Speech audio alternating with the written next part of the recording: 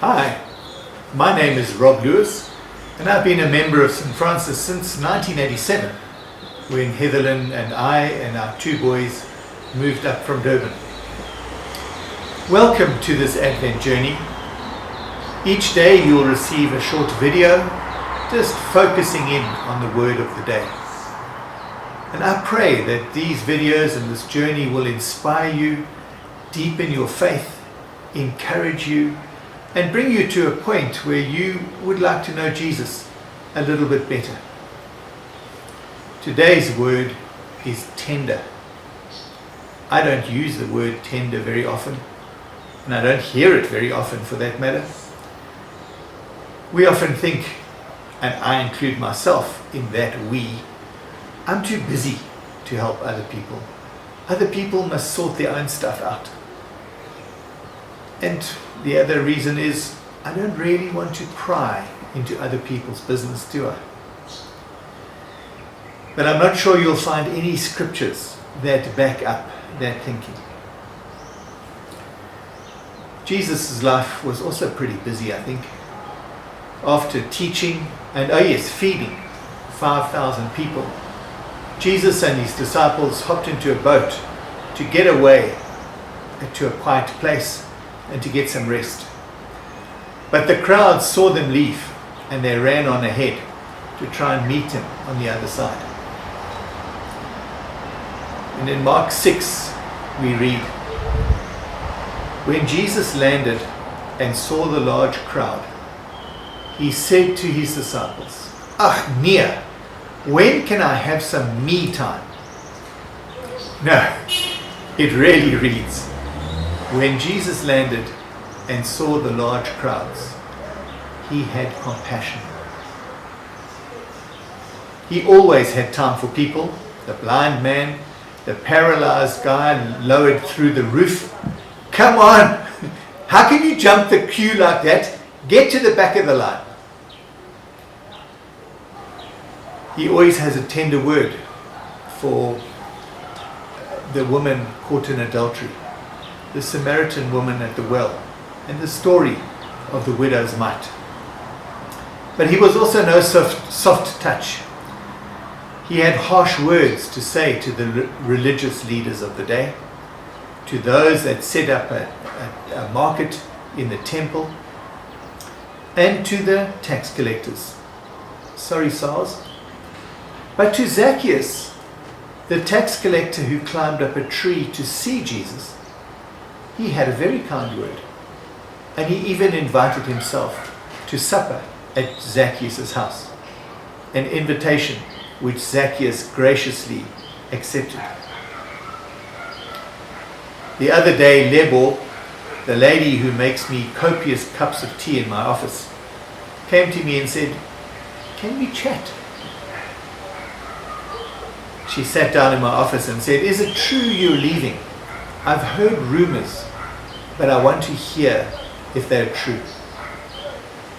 "Yes," I replied, "I'm retiring at the end of the year." "So who's going to look after us?" she asked. "You always understand us."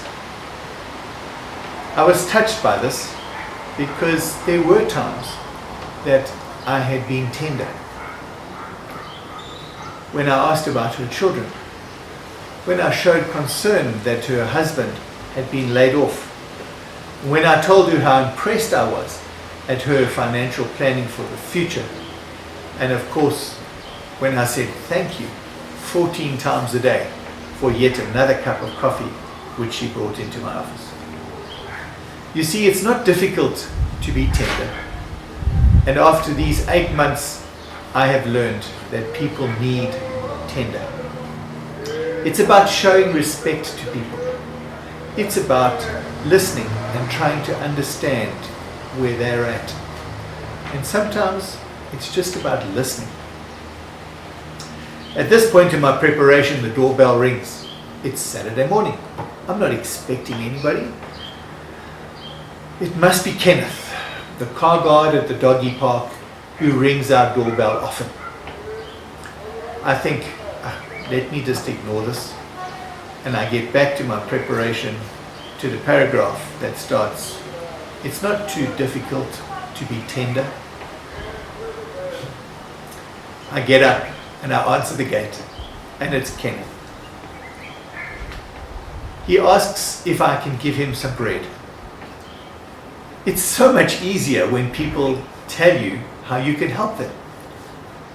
Well, I can do that, I think, buttering some bread, throwing in an apple, and then Heatherlyn tells me that she's got a bag of soup mix that she had kept for him, and voila, I can give Kenny a meal. And as he leaves, he says with a smile, "I can share this with my friends." You see, tenderness breeds tenderness.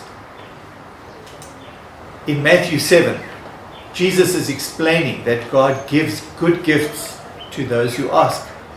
And he illustrates, what father, if his son asks for bread, will give him a stone?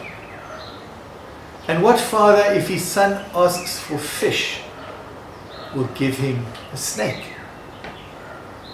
And then Jesus adds, and this is the takeaway line for today: so in everything, do to others as you would have them do to you.